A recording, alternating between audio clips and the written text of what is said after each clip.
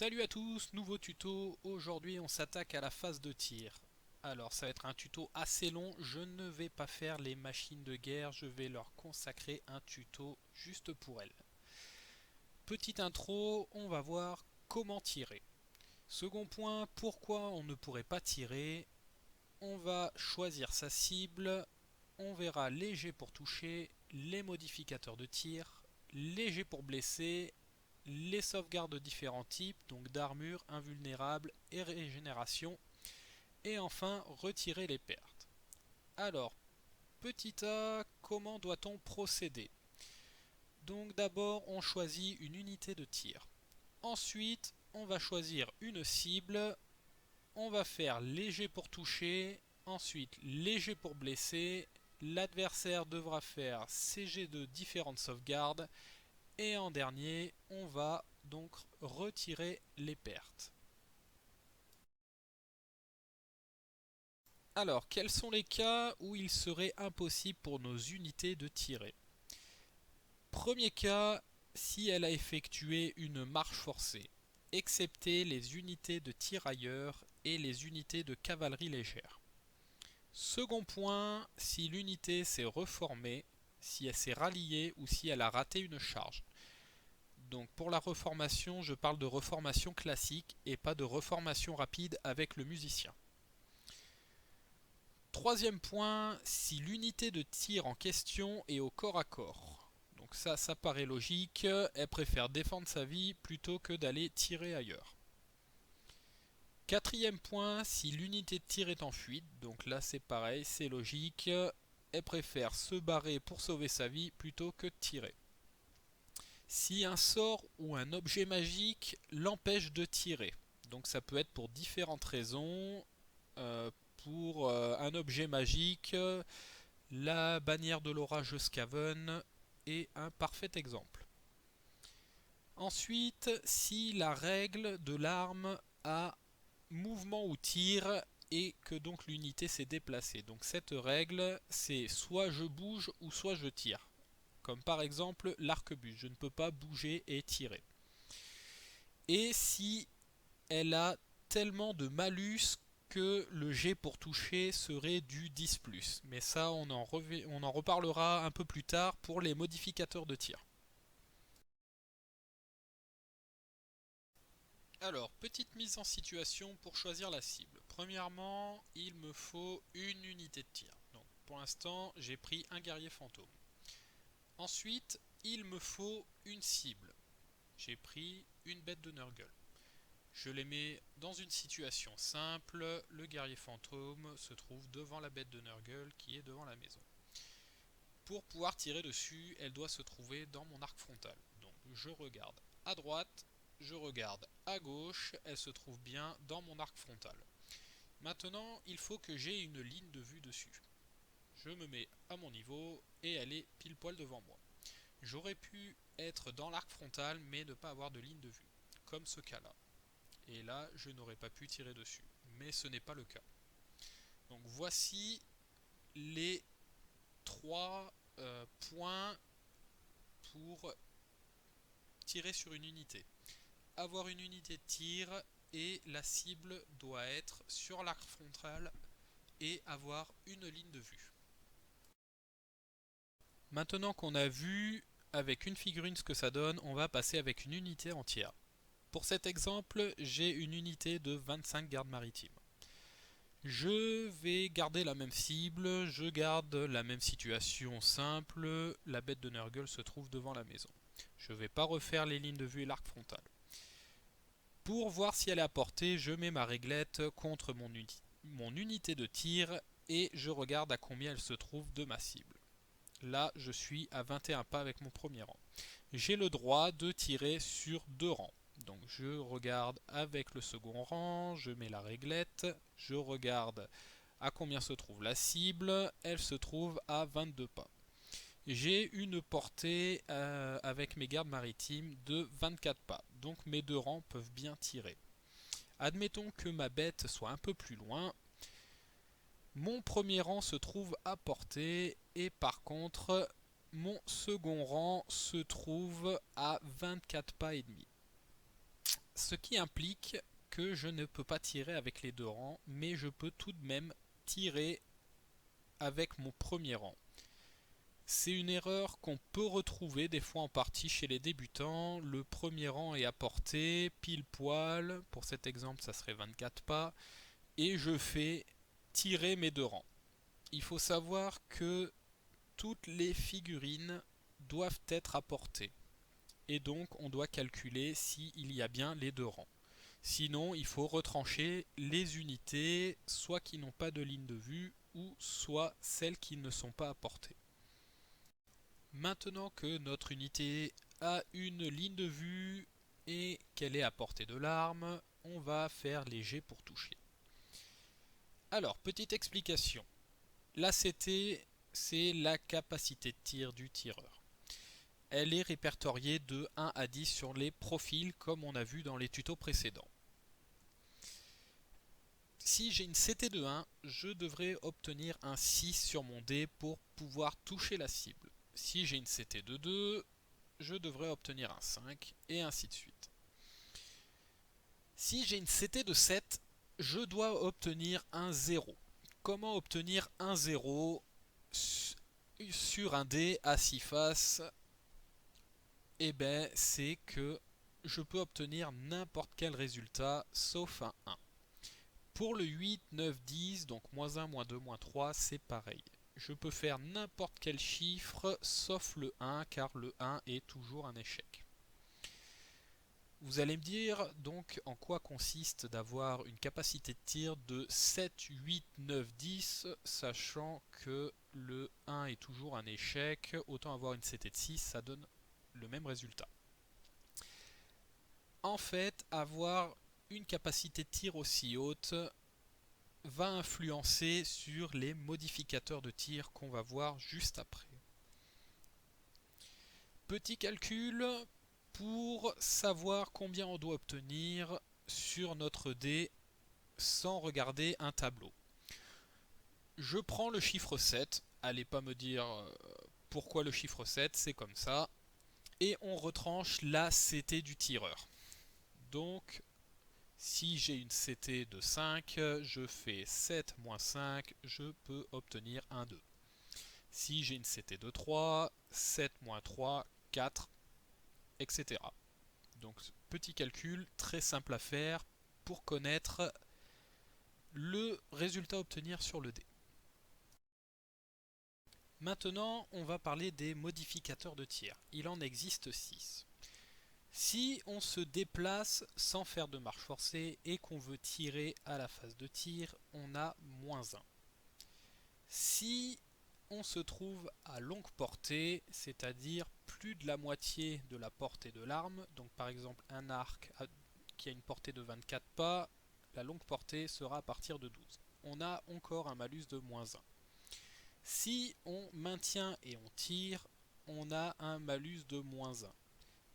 Si on a un couvert léger, on a un malus de -1.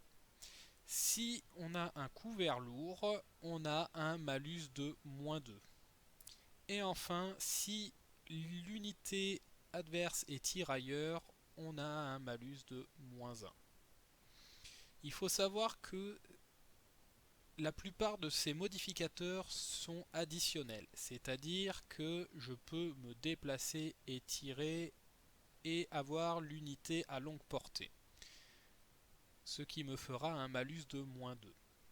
Par contre, je ne peux pas être à longue portée et maintenir et tirer. Généralement, l'unité qui se fait charger, puisque maintenir et tirer se fait pendant qu'on se fait charger, l'unité dite en question attendra d'être suffisamment proche pour tirer.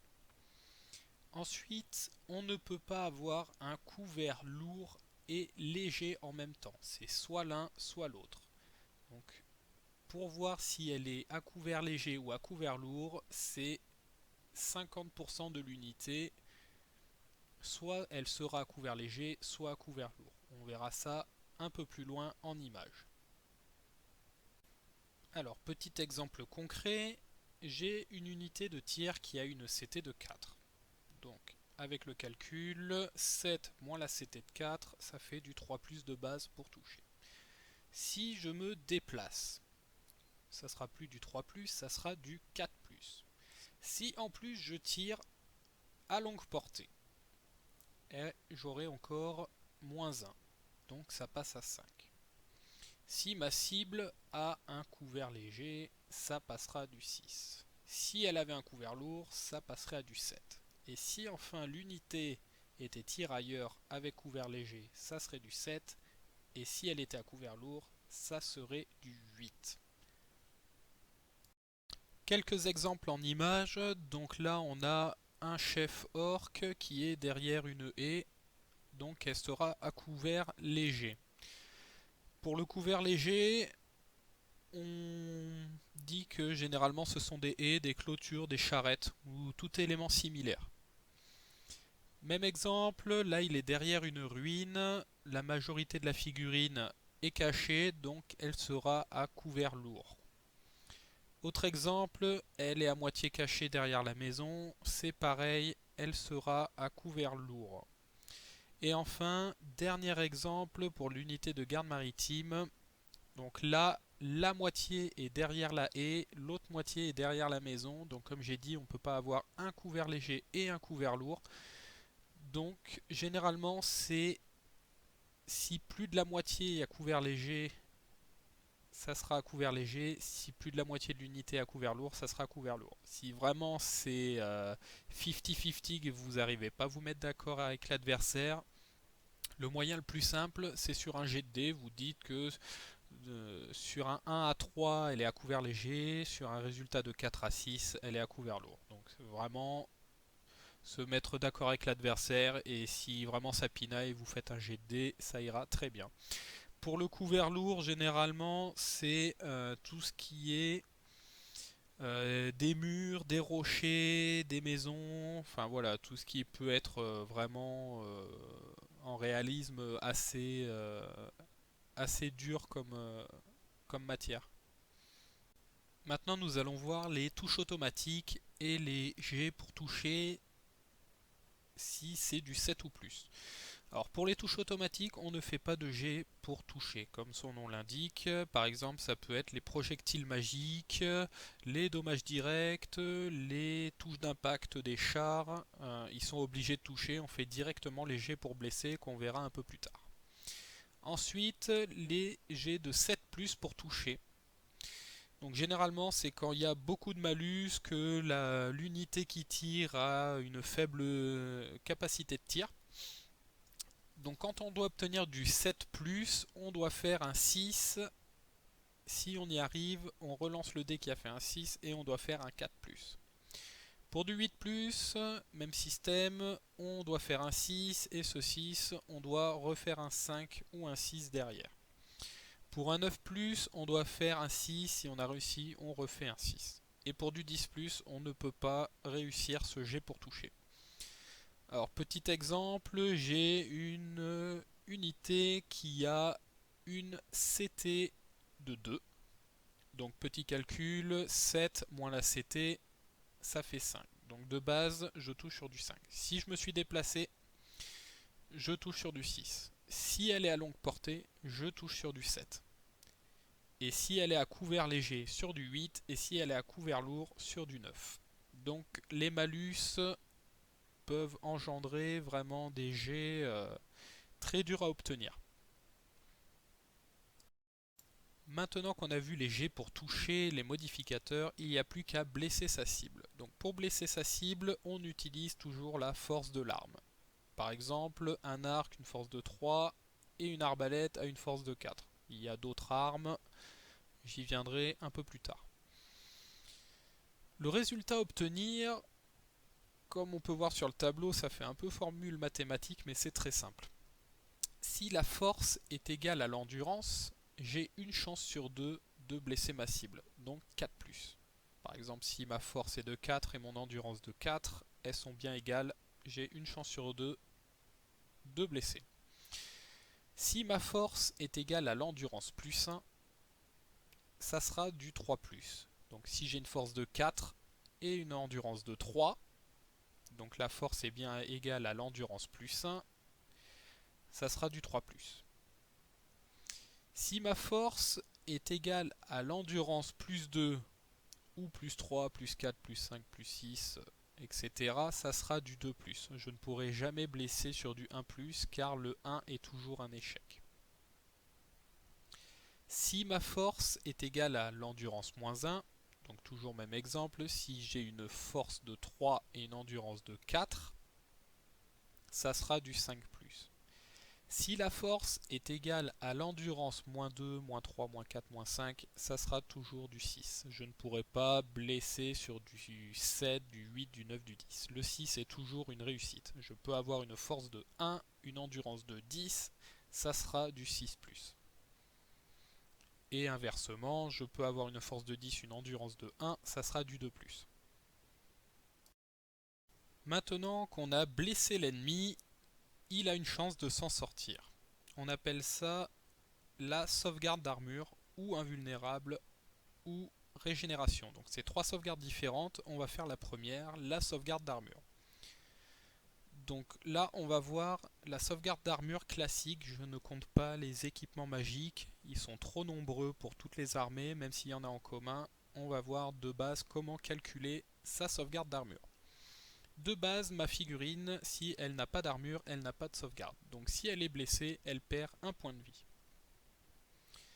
Ensuite, si elle porte une armure légère ou un bouclier, ou si elle est montée sur un cheval par exemple, ou si elle a un caparaçon, j'ajoute +1 à ma sauvegarde d'armure. Si elle porte une armure lourde, elle aura +2 à sa sauvegarde d'armure. Donc, pour exemple, j'ai un guerrier en armure légère, il aura une sauvegarde de 6+. Si elle porte juste un bouclier, elle aura aussi une sauvegarde d'armure de 6+. Par contre, si elle a une armure légère et un bouclier, elle a une sauvegarde à 5+. Si ma figurine est montée sans rien, elle aura une sauvegarde à 6+. Pour le caparaçon, la figurine est obligatoirement montée. Donc si elle est montée, une 6+, si elle est montée et que la monture a un caparaçon, elle passe à 5. J'ai le droit de combiner autant que je veux, mais je ne peux pas avoir une armure légère et une armure lourde. Je n'ai le droit qu'à une seule armure. Par exemple, je peux avoir une figurine montée, caparaçonnée, en armure lourde et avec un bouclier. Elle aura une sauvegarde d'armure de 2+. Donc 6 car elle a le bouclier, 5 car elle est montée, 4 parce qu'elle est caparaçonnée, 3, 2 parce qu'elle est en armure lourde. Donc je combine. Il faut savoir aussi que la meilleure sauvegarde d'armure qu'on puisse avoir, c'est une 1+. Mais le 1 est toujours un échec. Par exemple, si ma sauvegarde d'armure est de 1, je jette le dé, je fais un 1, je perds quand même un point de vie. On va voir pourquoi c'est utile d'avoir une sauvegarde d'armure de 1+. Maintenant, on va voir les modificateurs de sauvegarde d'armure. Donc plus la force de l'arme ou de la figurine est puissante, et moins l'armure est efficace. Pour une force de 1 à 3, il n'y a pas de modificateur. La force n'est pas assez puissante pour endommager l'armure. Par contre, si j'ai une force de 4, ma sauvegarde d'armure est amoindrie de 1. Pour une force de 5, elle est amoindrie de 2, etc. jusqu'à force 10 où là j'ai moins 7 à la sauvegarde d'armure. Petit exemple, j'arrive à blesser une figurine avec un arc, force 3, et la figurine en question a un bouclier, donc une sauvegarde d'armure de 6. Elle devra obtenir sur son jet de sauvegarde, donc en jetant un dé, elle devra obtenir un 6 pour ne pas mourir. Par contre, si ma figurine qui a tiré n'avait pas un arc mais une arbalète, donc l'arbalète a une force de 4. Ma figurine est toujours, enfin ma cible plutôt, est équipée toujours de son bouclier. J'arrive à la blesser, je fais un modificateur de -1. Elle a une sauvegarde d'armure de 6, du coup, -1, elle passe à 7 et donc elle est annulée. Si j'ai une figurine avec une sauvegarde d'armure de 2+, toujours avec mon arbalète, je la blesse, je fais -1 à sa sauvegarde d'armure. Sa sauvegarde d'armure passera à 3, étant donné que je lui fais -1 à la sauvegarde d'armure. Ce qui revient à, comme je l'ai dit tout à l'heure, si on a une sauvegarde d'armure de 1+, le 1 est toujours un échec. Vous allez me dire que c'était pas forcément utile du coup d'avoir une 1+. Et en fait, avec le modificateur d'armure, ça change légèrement la donne. Si j'ai une sauvegarde d'armure de 1+, et que je suis blessé sur une force de 4, donc avec un modificateur de -1, ma sauvegarde d'armure passera à 2+. Donc je peux faire mon jet de sauvegarde d'armure. Si je fais un 2, 3, 4, 5, 6, ma figurine n'aura pas un PV en moins. Par contre, si elle avait une armure à 2+, et qu'elle est blessée sur une force de 4, avec le modificateur, sa sauvegarde d'armure passera à 3. Donc elle réussira son jet sur un 3, 4, 5, 6 et par contre elle perdra un PV sur un 1 ou un 2. Donc d'un côté je suis toujours sur une sauvegarde d'armure de 2+, et de l'autre sur du 3+. Et plus la force augmente et plus le modificateur est élevé, et avoir la 1+, augmente légèrement ses chances de survie. Ça a l'air un peu compliqué à comprendre, donc on va voir ça en image avec un exemple concret.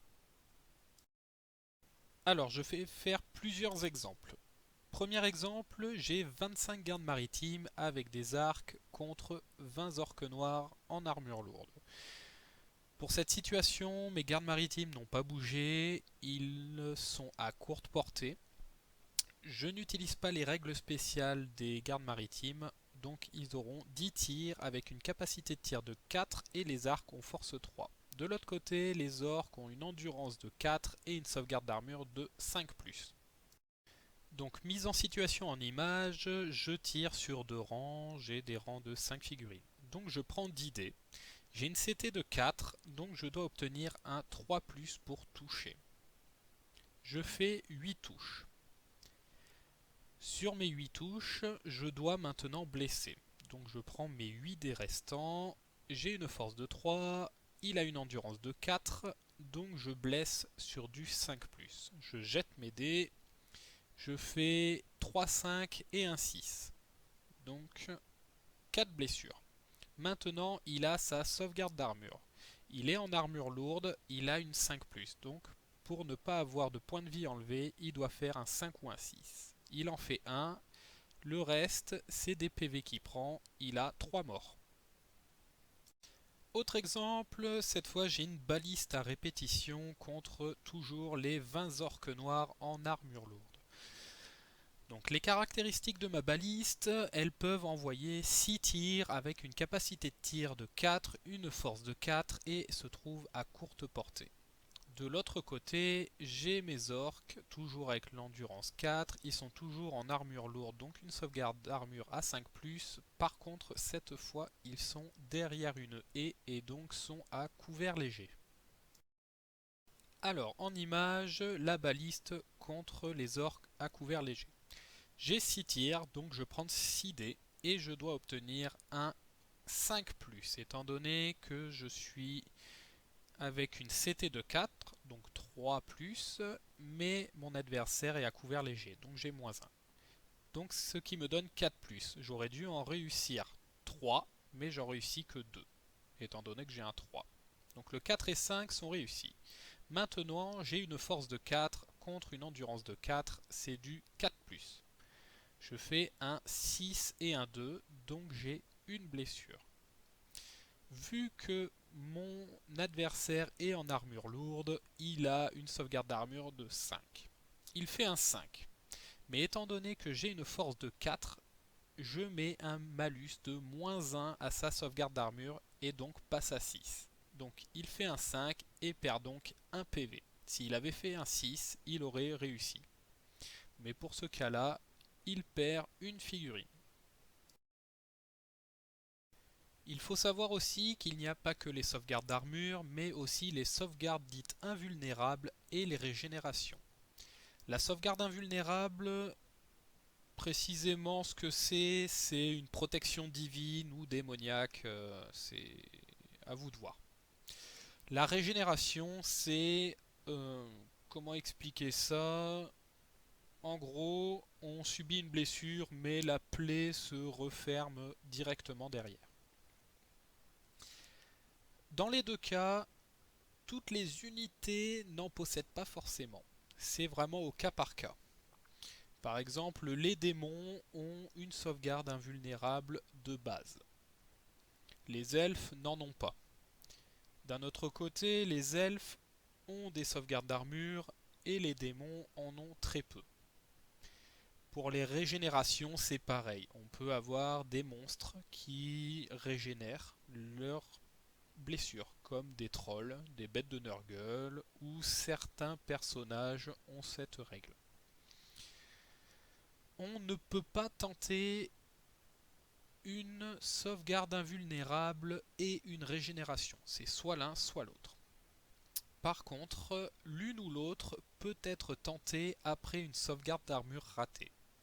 En gros, ça veut dire que je subis une blessure, je n'arrive pas à la sauvegarder avec mon armure, mais j'ai une invulnérable derrière ou une régénération. Je peux tenter soit l'un soit l'autre après ma sauvegarde d'armure ratée. Et enfin, dernier point, si ma figurine a une régénération, si elle subit une blessure avec des attaques enflammées, elle ne peut pas tenter cette régénération. C'est impossible. Par exemple, un troll a une régénération à 5+, ou 4+, de mémoire. Si un dragon vient souffler dessus, étant donné qu'il a un souffle enflammé, le troll ne pourra pas faire son jet de régénération. Il perdra automatiquement des points de vie. On va voir ça en image avec toujours mes gardes maritimes contre une unité démoniaque ayant une sauvegarde d'armure et une sauvegarde invulnérable, et d'autres cas avec des régénérations et des attaques enflammées.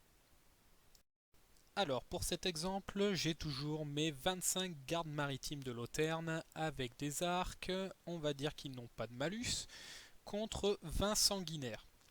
Alors pour rappel, les gardes maritimes auront 10 tirs, une CT de 4 et une force de 3 avec leurs arcs. Quant aux sanguinaires, ils ont une endurance de 3, une sauvegarde d'armure à 6+, suivie d'une invue à 5+, étant donné que c'est des démons. Alors, petite mise en situation, en image, très simple, elles sont droit devant. Je prends donc 10 dés pour effectuer mes 10 tirs, je jette les dés, c'est sur du 3+, étant donné que j'ai une CT de 4. Je fais 8 touches. Je relance les 8, force 3 contre endurance 3, 4+, je fais 3 blessures. Il a une sauvegarde d'armure de 6+, donc il doit faire un 6. Il jette les 3 dés, il n'en fait pas. Mais étant donné qu'il a une invulnérable à 5+, il peut relancer ses 3 dés et obtenir un 5 ou un 6, et il en réussit 2, ce qui fait que le troisième, il prend 1 PV et donc a 1 mort. Autre exemple, toujours les fameux gardes maritimes avec arc sans malus, cette fois ils sont contre une bête de Nurgle. Donc je ne rappelle pas les caractéristiques des gardes maritimes, par contre la bête a une endurance de 5, elle n'a pas d'armure, elle a une invue à 5+, car c'est un démon, et une régénération à 4+.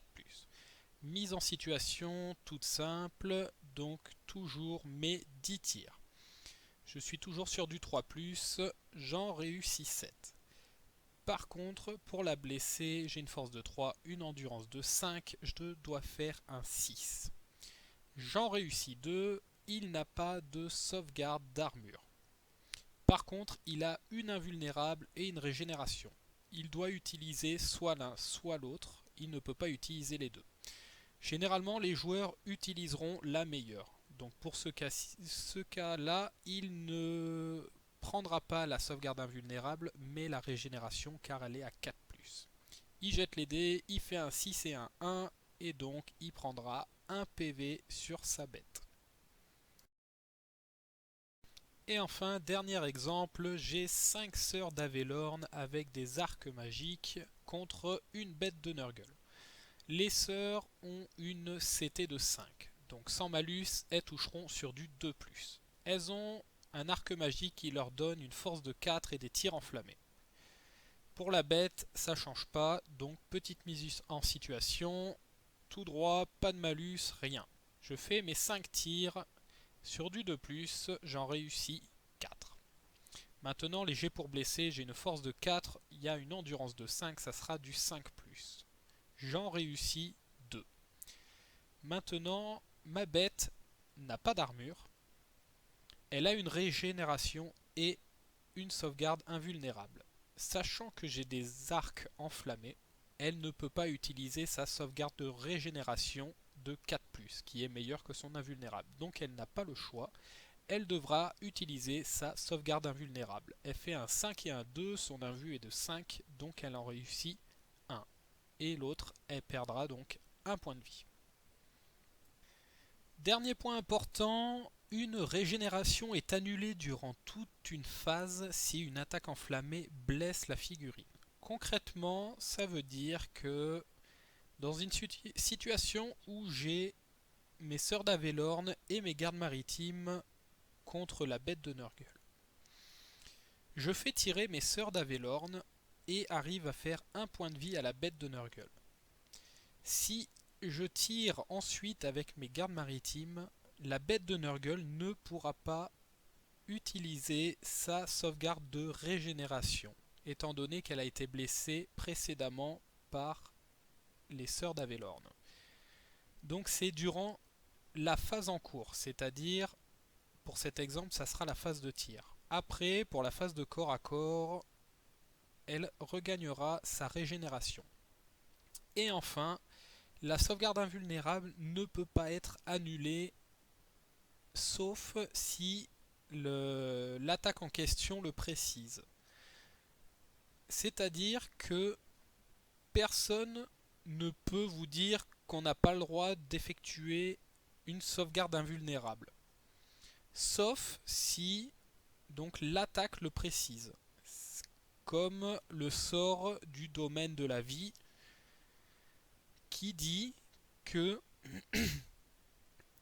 aucune sauvegarde d'aucune sorte n'est possible. C'est-à-dire que la sauvegarde d'armure, la sauvegarde invulnérable et la sauvegarde de régénération ne peut pas être tentée contre ce sort. C'est les seuls. Sinon, vous pouvez toujours faire une sauvegarde invulnérable. Maintenant qu'on a touché, blessé, fait les sauvegardes de différentes sortes, on retire les pertes. Pour retirer les pertes, on retire par simplicité les figurines du dernier rang en premier. Et une fois qu'on a retiré suffisamment de figurines et qu'il en reste très peu, on retire l'état-major en dernier. Donc pour rappel, c'est le musicien, l'étendard et le champion. S'il vous reste 3 figurines et qu'il y a des pertes, on retire en premier le musicien, ensuite l'étendard et en dernier le champion. Concernant les unités où les figurines ont plusieurs PV, pour cet exemple les ogres. Les ogres ont 3 points de vie chacun. Donc pour cette unité de 6, 6 x 3, 18 PV pour l'unité. Quand elle subit une perte, du moins 1 PV, on met un marqueur. Donc là, elle a subi une perte, il en reste 2. Elle resubit une perte, il lui reste 1 PV. Si elle subit encore une perte, on retire la figurine. Et ainsi de suite. Si elle repère encore un PV, l'autre aura un PV en moins. Je ne peux pas dire que telle figurine a un PV en moins et que c'est l'autre qui est touché. Je ne peux pas avoir deux figurines à 2 PV chacun.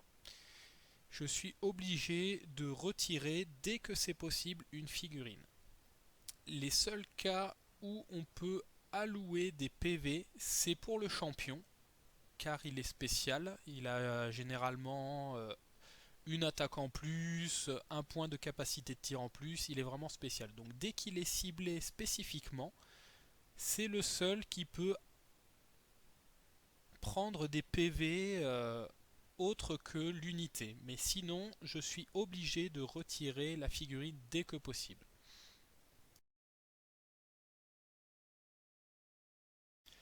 Autre cas particulier, je peux allouer les tirs comme j'en ai envie à deux conditions.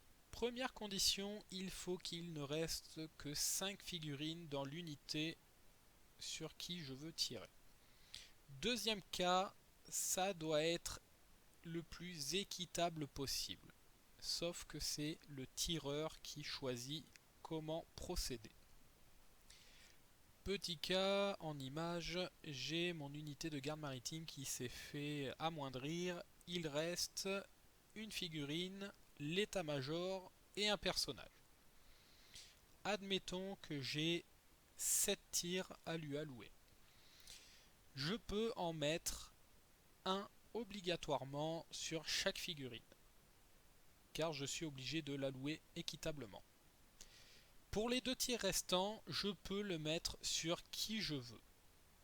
Donc là, je vais en mettre un sur le personnage, et le deuxième, je ne peux pas le remettre sur le personnage, car je suis obligé d'équilibrer le plus possible. Donc je peux viser, pour le dernier tir, le champion. Ce qui fera que l'étendard qui est à gauche se prendra un tir, le héros qui est à côté se prendra 2 tirs, le champion qui est à côté s'en prendra 2 également, la figurine ordinaire s'en prendra 1, et le musicien tout à droite se prendra le dernier tir. Autre type de tir, les tirs de volée.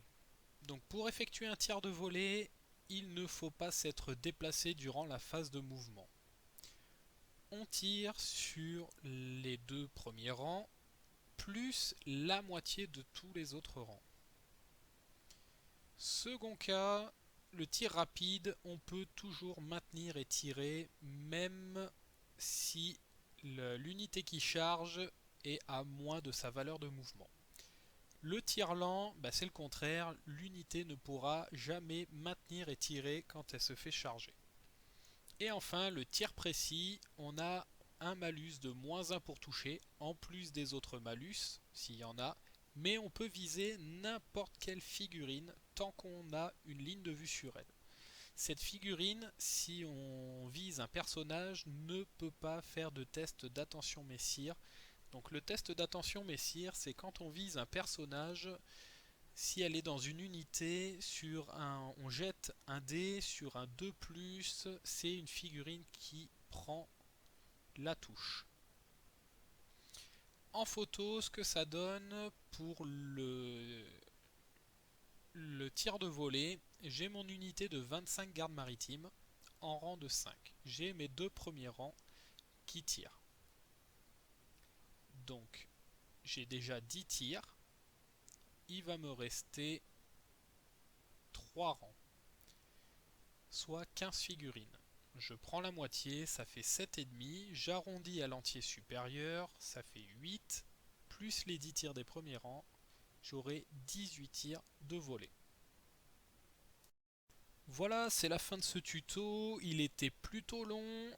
Il y a peut-être des points que j'ai oubliés car ils sont tous mélangés dans le livre de règles. Donc n'hésitez pas à me rappeler en laissant des commentaires, des messages. Il n'y a pas de souci. Je ferai des rectifications s'il faut. Vous pouvez accéder à mon Facebook, il n'y a pas de souci, me demander en ami, il n'y a pas de souci non plus. Je suis inscrit sur d'autres forums, j'ai toujours le même pseudo, donc n'hésitez pas si vous avez des questions à me poser. Voilà, je vous souhaite une bonne soirée ou une bonne journée, ça dépend à quelle heure vous regardez cette vidéo. Salut!